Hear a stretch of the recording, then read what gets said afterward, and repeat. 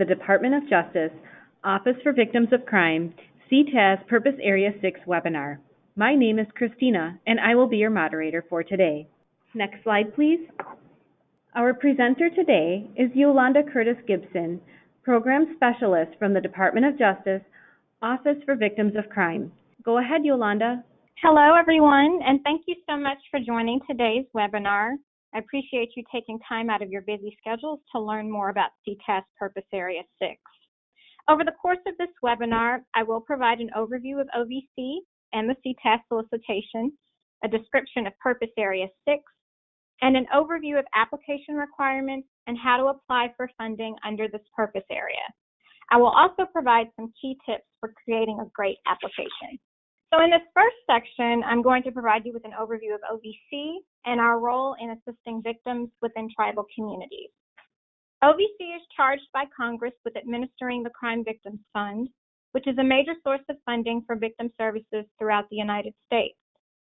Through the Crime Victims Fund, OVC supports victims in tribal communities, state victim compensation and assistance programs, training, technical assistance, and information resources, victims of terrorism and mass violence, both here in the U.S. and abroad, victims of human trafficking, and national scope demonstration and service projects. So as mentioned previously, OVC supports victims in tribal communities through a number of programs.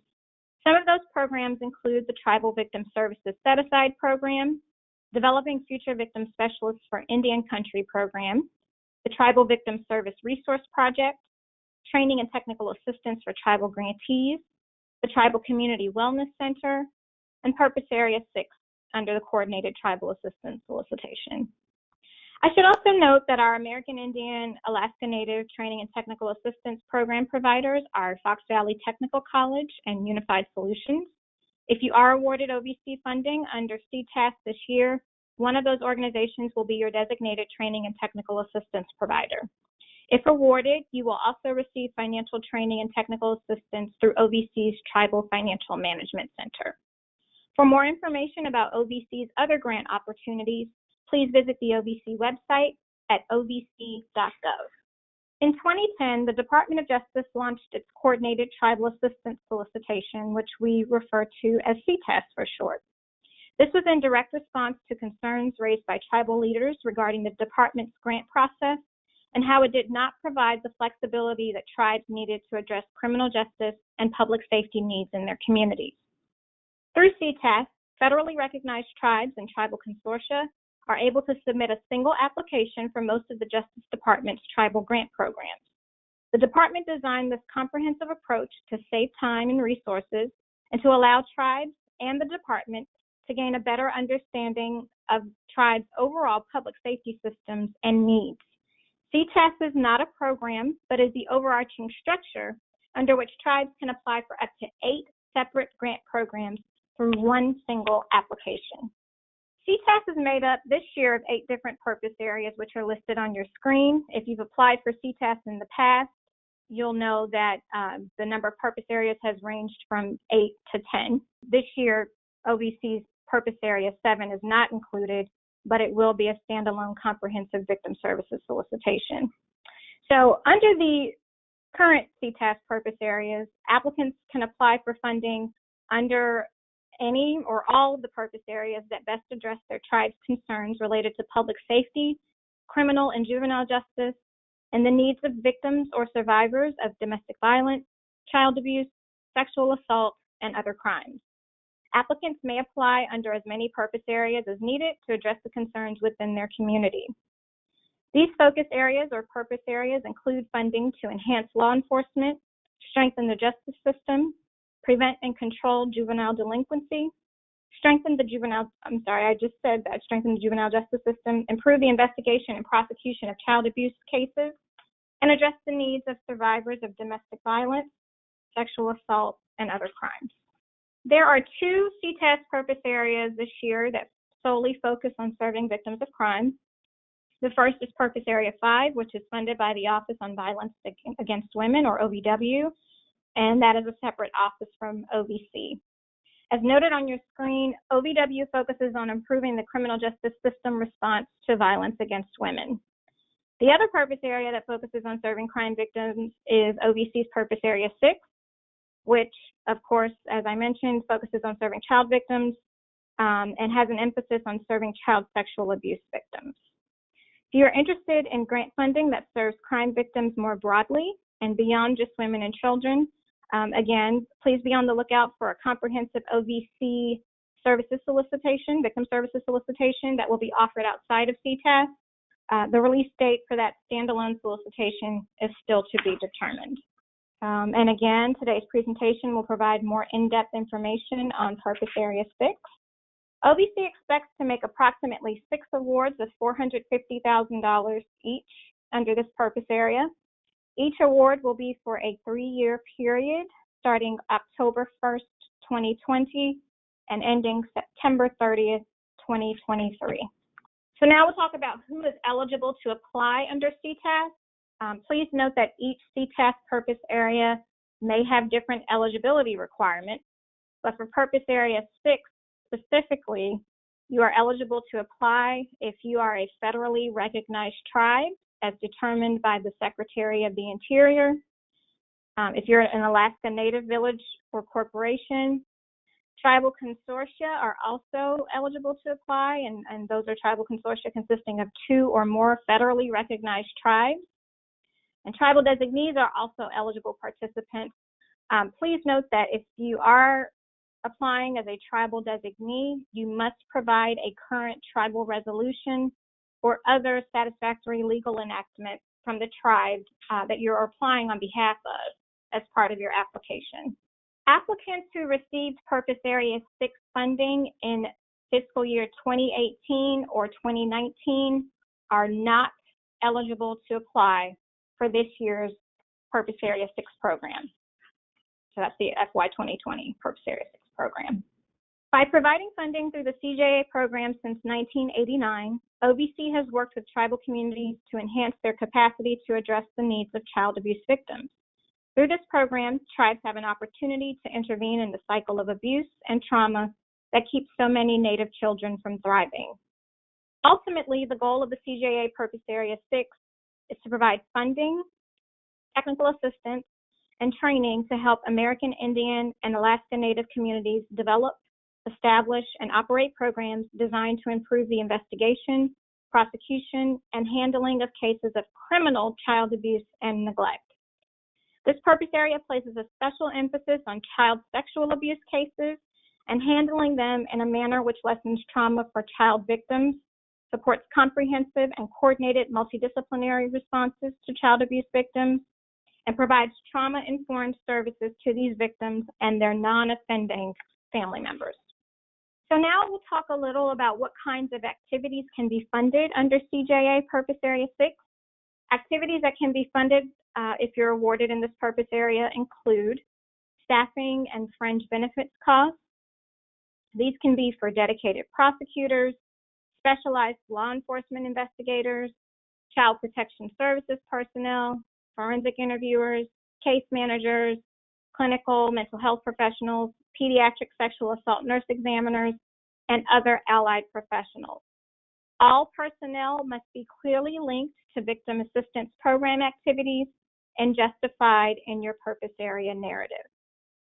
In addition to supporting personnel, funding may be used to provide victim assistance services that are linked to the child's victimization, as well as services for their non-abusing family members. Victim assistance may include, but is not limited to, developmentally appropriate trauma-informed counseling for individual victims, counseling for secondary victims such as siblings or grandparents or many other possible family members, family therapy, group therapy, case management services, aid with participating in traditional healing ceremonies or other cultural activities, assistance with food, clothing, and transportation costs, emergency shelter services, assistance with crime victim compensation claims, and medical and dental care. Please note that costs solely associated with prevention activities are not allowable. You can also use CJA funding for outreach and awareness, and that can include the creation of public service announcements, posters, brochures, and fact sheets as well as development and distribution of written response protocols, policies, and standard operating procedure manuals to promote trauma-informed approaches. So this slide continues by providing additional activities that can be funded under this program. These include cultural and traditional practices. We do encourage you to incorporate cultural and traditional practices in your proposed activities. For example, this can include smudging, sweat lodges, or other traditional healing ceremonies, again, for victims of child abuse and neglect and their non-abusing family members. You can use funds for general office supplies, for your program to operate, for the enhancement of existing or the purchase of new equipment and technology, exclusively related to this CJA program. And those costs may include supplies for play therapy, forensic interview, recording equipment, digital cameras, rape kits, medical equipment for a pediatric sexual assault nurse examiner or SANE program, office furniture and equipment like printers and scanners or child-friendly furnishings, materials for traditional crafts, a vehicle to provide transportation to services connected to the child's victimization, etc. You can also use funding for travel and training. You can use the funding to send grant-funded staff to trainings or conferences that are relevant to the handling, investigation, and prosecution of child abuse and neglect cases. Please note that your budget must include funds to attend at least 3 OVC-related trainings, 1 for each year of the grant. And those 3 trainings are the Indian Nations Conference, the New Grantee Orientation, and the OVC Regional Training. Please note that this is just an overview and that additional information about what can be funded under this award is listed in the solicitation starting on page 29. Okay, so on this screen, you'll see activities that Purpose Area 6 funding cannot be used for. These include services for criminal offenders, primary crime prevention activities, so activities focused solely on before abuse occurs, or for construction expenses. On this screen, you'll see some examples of projects that can be funded under CJA. These include a CASA, court-appointed special advocate program, child forensic interviewer, special crimes against children investigator or prosecutor, pediatric SANE nurses, which I mentioned previously was an eligible expense, and a child advocacy center. If your proposal serves child victims, but it doesn't include prosecution or investigation activities, I strongly encourage you to consider applying under our standalone comprehensive victim services solicitation. And again, as mentioned previously, the release date for that solicitation is still to be determined. If awarded, successful applicants will be required to submit a community needs assessment to identify gaps and other issues in the community's current response to incidents of child abuse and neglect. This is a change from previous years. In previous years, you were required to submit 4 deliverables. They were the community needs assessment, a privacy certificate, strategic plan, and logic model. If you are awarded funding under CJA for 2020, those other items are no longer required. Only the community needs assessment will be required. As many of you know, if you've received grant funding in the past and you receive grant funding again, you will be required to report on your grant activities. You will be required to submit performance measures data on a quarterly basis. And as part of that data, you're going to be required to complete the strategic planning and victim services sections of OVC's online performance measurement tool, or PMT. Training will be provided on how to use that tool, so don't worry about that. You will also be required to submit semi-annual progress reports and quarterly financial status reports. Upon award, OVC will assign you to one of 2 programmatic technical assistance providers, which I briefly mentioned a few slides back. Those are Unified Solutions Tribal Community Development Group or Fox Valley Technical College. On the screen, you'll see some examples of services that they provide, including assistance with completing the community needs assessment that I mentioned, offering training opportunities customized to your program or community's needs, and assisting with community engagement, among other things. When you are developing your budget, remember that the TTA providers can often provide services for you free of charge. So just keep this in mind and think about this, as some of the funding you may have initially thought about allocating for training may be put to another use. I'd also like to mention that OVC, has a Tribal Financial Management Center that can provide training and technical assistance on the financial aspects of managing your grant award. And if you receive grant funding, you will receive more information about their services. So now in this section, I'm going to tell you a little more about application requirements for this program. So as many of you know, the solicitation opened on December 4th, 2019. You can find the solicitation on justice.gov/tribal/open-solicitations. And the solicitation closes on February 25th, 2020 at 9:00 p.m. Eastern Time. Applications must include a tribal community and justice profile, which is worth 30% of the application score, a purpose area narrative for each purpose area for which you are applying, and that's worth 50% of your application score, and a budget detail worksheet and narrative, which is worth 15% of your application score. If you fail to submit any of the above documents, your application will not be considered for funding. You might notice that the documents on this screen only total 95% of your application score. That is because the project timeline, which is worth 5% of your score, is not noted on the slide. If you fail to submit the timeline, your application will still be considered, unlike failure to submit the other 3 documents. However, if you don't submit the timeline, you will get a section for that, a 0 for that section of the peer review, and your program manager, if you're awarded, will more than likely require that you submit it at a later date. So I'll have a slide coming up that talks about other documents that should be included with your application, and the timeline will be noted there. But for additional information about what documents your application must include and should include, please review Section D of the fiscal year 2020 CTAS solicitation. Okay, so as I mentioned, the Tribal Community and Justice Profile is worth 30% of the application score. It's rated based on the 2 criteria noted on your screen. That is how well you respond to each of the 7 questions and how the responses demonstrate the need for funding. So this document, the Tribal Community and Justice Profile, is designed to enable tribes to describe community strengths, resources, challenges, and needs. For more detailed information about these requirements, please see the CTAS Application Resource Guide. When you are doing the Tribal Community and Justice Profile, you can enter as much or as little text as you need to fully describe your community, as long as the total number of pages for the entire narrative profile does not exceed 15 pages. Remember that the individuals reviewing the application may not be familiar with the community, so descriptions should be as clear and detailed as possible. Please be sure that every question is answered. If there are questions that you are unable to answer, please provide an explanation about why the information is unavailable.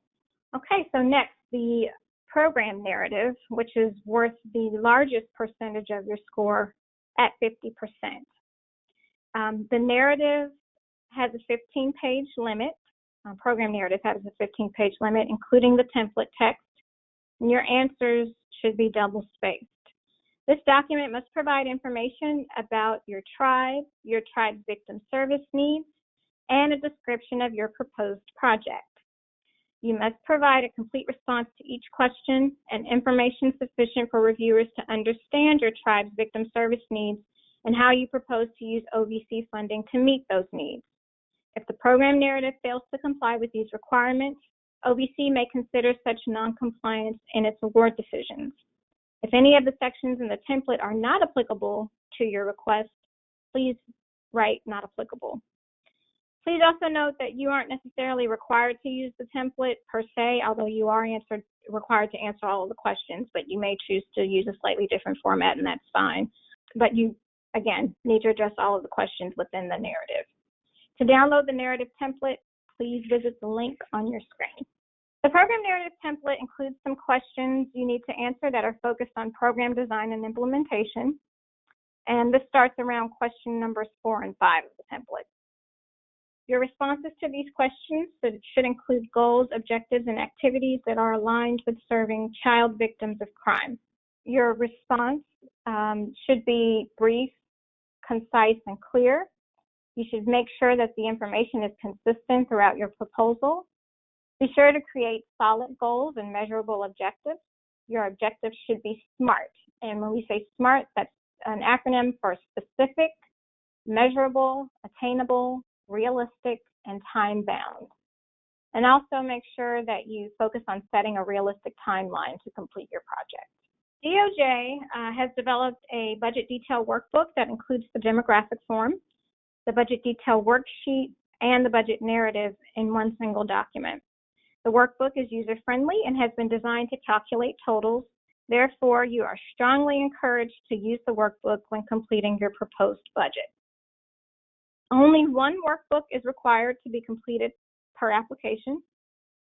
The demographic form collects important demographic information that pertains to Purpose Area 1 only. So if you are not applying for funding under Purpose Area 1, you should not complete the demographic form. It's not required for Purpose Area 6. However, your application must include both the budget detail worksheet and budget narrative for each purpose area for which funds are being requested. If the budget detail worksheet and budget narrative are not submitted for a purpose area, the application will not be considered for funding in that purpose area. When you do your budget for Purpose Area 6, it should not exceed $450,000, and it must be consistent with your program narrative and have a 3-year project period. You can find the budget detail worksheet using the link on your screen, grants.ojp.usdoj.gov/CTAS, or you can find it in the Grants Management System, GMS. Your budget must include costs for 2 appropriate staff to attend at least 3 required OVC training events. Those are the new grantee orientation, an OVC mandatory training, and the National Indian Nations Conference. Please make sure that you properly link all costs outlined in your budget detail worksheet to the program narrative. If you're interested in learning more about completing the budget detail worksheet, please note that there is a webinar on this topic, and it's scheduled for February 6th, 2020 at 2:00 p.m. Eastern Time. So on this slide, you'll find some tips that can help you as you complete your budget. Make sure that you do the math, provide calculations and total costs for each expense, and the fact that the budget detail worksheet has columns that total within it should be helpful for you in that regard. Make sure that you clearly link your expenses to your program narrative. Make sure that you stay within budget, so ensure that your budget does not exceed $450,000. And remember that grant projects are for 3 years. And unfortunately, due to statutory limitations, extensions are not allowed. Make sure that all costs are reasonable, allowable, consistent, and allocable. And if you have any questions about whether or not a cost is allowable, make sure to reference the DOJ financial guide. There's also a list of allowable and unallowable activities and expenses in the FY 2020 CTAS solicitation. So here are a few reminders to keep in mind when you are drafting your key documents. To the extent possible, use simple and concise language. Make sure that your information is presentable and organized. Be realistic about how you will achieve your goals. Make sure that you work with others within your organization and get feedback from those especially that will run the project.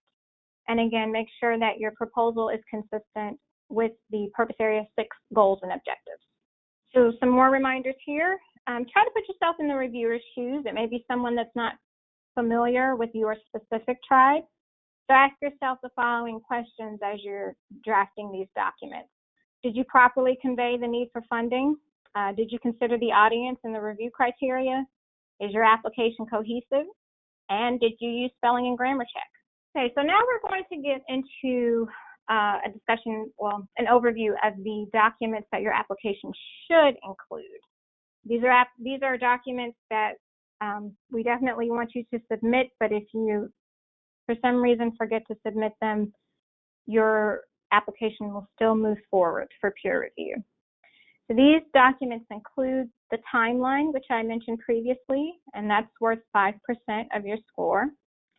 the application cover sheet, and those are basically just abstracts for all of the purpose areas to which you're applying. The tribal authority to apply documentation or tribal resolution if applicable. The applicant disclosure of high-risk status. The applicant disclosure of pending or active applications. The disclosure of lobbying activities. The indirect cost rate agreement if applicable. And the financial management and system of internal controls questionnaire, as well as other attachments as needed, such as an OVC approved community needs assessment if you completed one in the past, and resumes for key personnel. You can take a look at section F of the solicitation for specific application requirements by purpose area. So even though your application can move forward for review without you submitting the documents noted on this screen, I recommend that you submit everything that you can up front because you will eventually have to submit many of them anyway. If you don't submit some of the documents up front, such as the disclosure of lobbying activities or the disclosure of pending applications, OVC will most likely ask for them later and place a withholding special condition on your award until we receive them. And a withholding special condition basically means that you won't be able to access your funds until we receive that document and issue a grant adjustment notice that removes the special condition. Another important thing to note is that the tribal authority to apply, again, is now only required for tribal consortia applying on behalf of multiple tribes and for designees applying on behalf of a tribe. So if you are a tribe applying for funding only for your own tribe, you no longer need to submit a tribal authorizing resolution or authority to apply. The CTAS timeline, again, is 5% of your application score. It should cover the entire project period, which is 3 years. It should include your performance goals, project milestones, and activity completion dates. It should assign responsibility and expected completion of each task by year, and then month or quarter of the award. The CTAS committee has completed a template for the timeline. You can find it at grants.ojp.usdoj.gov/CTAS. So the application cover sheet is a new document this year, and this document contains all abstracts for each purpose area to which you are applying. So if you are applying to multiple purpose areas, you will also use the application cover sheet to answer a question about if and how receipt of funding in a particular purpose area is required for implementation of any other purpose area for which you are requesting funding. Each purpose area abstract should be 400 words or less.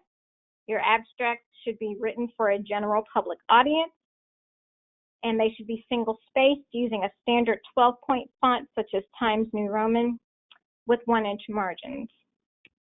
The abstract for each purpose area should include a brief description of that particular project's purpose, the population to be served, and the activities that you will implement to achieve the project's goals and objectives. The abstract should be specific to the project proposed for this purpose area. You can find a template, again, when you visit the link on your screen. Okay. So one of the other documents that we ask you to submit with your application is the applicant disclosure of high-risk status. You are required to disclose whether or not you are currently designated as high risk by any federal grant-making agency in order to allow for appropriate federal oversight of any CTAS award. This disclosure should include information about any status requiring additional oversight by a federal agency due to past programmatic or financial concerns. If you are designated as high risk by a federal grant-making agency, then you must include the following information with your application: the name and contact information of the federal agency that designated your organization or tribe as high risk, the date the federal agency designated your tribe or organization as high risk, the name, phone number, and email address of your point of contact at the federal agency that designated you as high risk, and the reason for the high risk designation as set out by the federal awarding agency. You'll note some questions on the screen that we frequently get as it relates to the high-risk status document, so I'll go over those. The first question is, how do I find out if my agency is currently designated high risk? And the answer to that is that there is no central database that you can check or reference. You'll be required to self-report, and you may need to consult with a number of constituents within your tribe, most likely the finance department or your grants and contracts compliance office, but you may need to check with others as appropriate. Second question we commonly get is there a form you can fill out? And no, there's not a specific form. You're required to submit a letter or statement that outlines your designation status. So you would just type that up using Microsoft Word or some other type of word processing program. And the third question we commonly get is, if my agency is not labeled as high risk, do I still need to submit a disclosure? The answer to that is yes. You are still required to submit a letter or statement. And if you're not high risk, then you simply state that you haven't been designated as high risk. If you, as an applicant, fail to provide some kind of disclosure of high-risk status with your application, a withholding special condition will be placed on your award until we receive a response. Okay, so as part of your fiscal year 2020 CTAS solicitation, you should submit an applicant disclosure of pending and active awards. The disclosure or written statement should include both direct applications for federal funding, so applications to federal agencies, as well as indirect applications for such funding, and this can include applications to state agencies that subgrant federal funds. The written statement should include the federal or state funding agency name, the solicitation name, purpose area, and project name, and the point of contact information at the applicable funding agency. This is for applications submitted within the last 12 months that are still pending or active awards that are ongoing. And again, if you do not submit this with your application, access to your funds may be withheld until it is submitted. You're also required to submit a lobbying form, and that's an SFLLL. You can find this form, it's a standard form. You can find it on the OJP website at ojp.gov/funding/apply/resources/disclosure.pdf. And again, this is one of those documents that if you don't submit it, your application will still move forward for funding, but if you're awarded and you haven't submitted it, a withholding special condition will be placed on your award until it is submitted. As part of your fiscal year 2020 application, you'll need to also submit a financial management systems and internal controls questionnaire. This questionnaire helps the Office of Justice programs evaluate the adequacy of the applicants, so your financial system. It should only be completed by financial staff that are most familiar with their systems, policies, and procedures, such as your chief financial officer or an equivalent position, in order to ensure that the correct responses are recorded and submitted to OJP. So you can download this form from the OJP website using the link on the screen. Again, it must be completed by the CFO or an equivalent position, and you should attach it with your application in GMS. So in this section, we'll cover how to apply for Purpose Area 6 funding. So again, the application opened December 4th, 2019. It closes at 9 p.m. Eastern Time on Tuesday, February 25th, 2020. DOJ expects to award grants no later than September 30th, 2020. And all project start dates will begin on or after October 1st, 2020. Please note that successful applicants may not begin work until your budget has been reviewed and approved by OJP. Additional information and/or restrictions may be provided in the award package. So this slide just has a few steps about some administrative aspects of registering and applying. You have to first acquire a data universal numbering system, or DUNS number, if you don't currently have one. The second step is to acquire or renew registration with the System for Award Management, or SAM database, well in advance of applying. Make sure that you acquire a GMS username and password.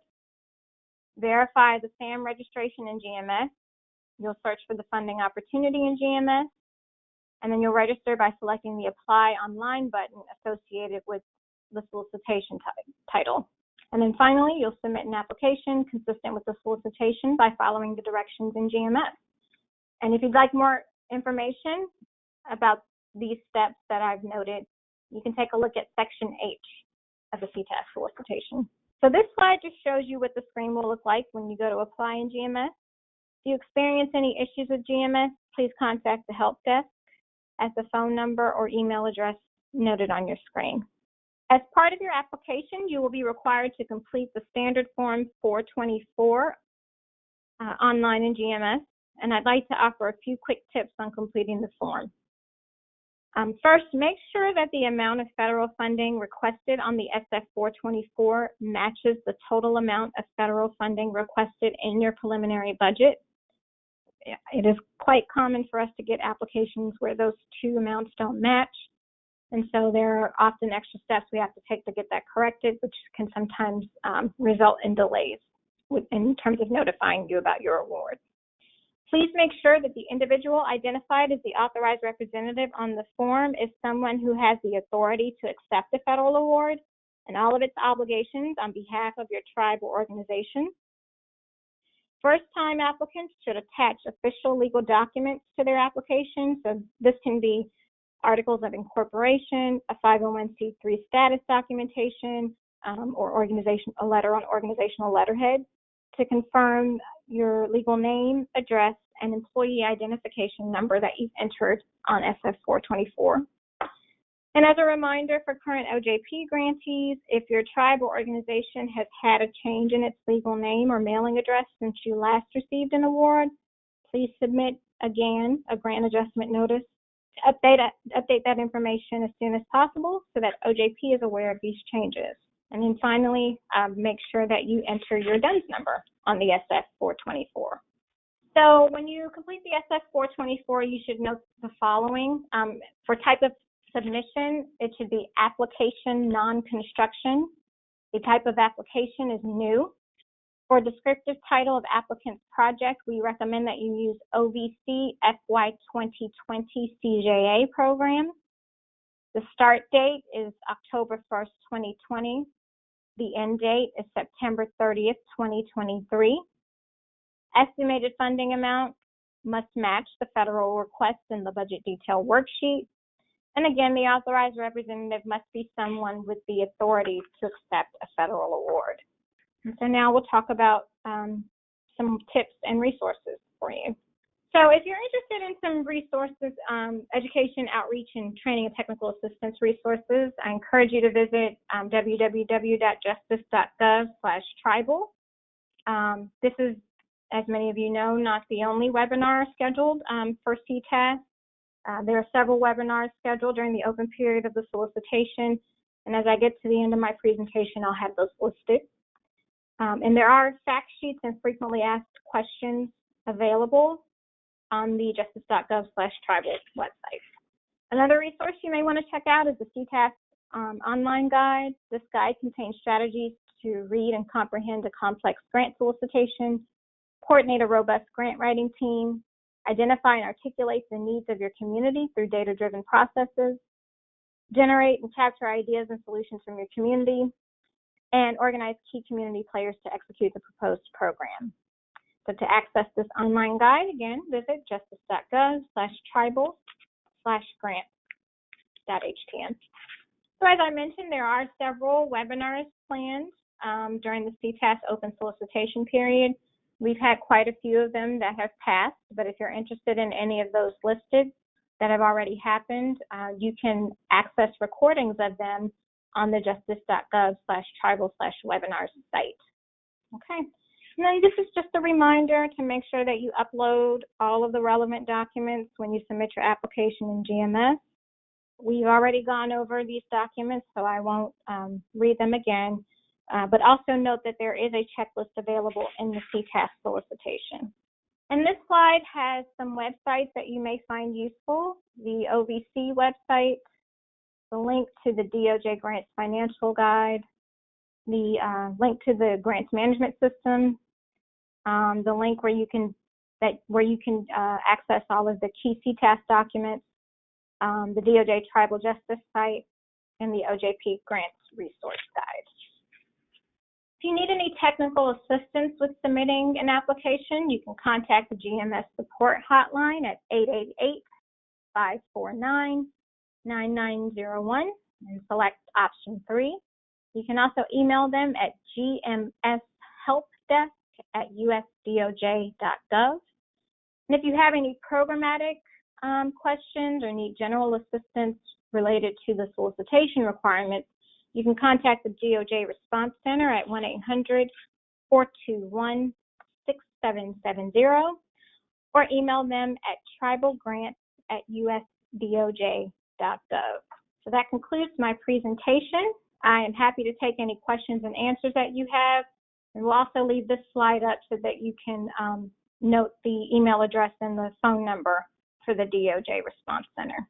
I'm happy to take your questions now. Great. Thank you, Yolanda. The first question is, are snacks at family programs allowable? Unfortunately, no. Snacks for events are not allowable. However, food that is in direct connection to a child's victimization can be provided. So if you have a child that's being abused and they were removed and you need to purchase emergency food because their home doesn't have any, you can do that. But for events, no, food is not prohibited. Food is prohibited.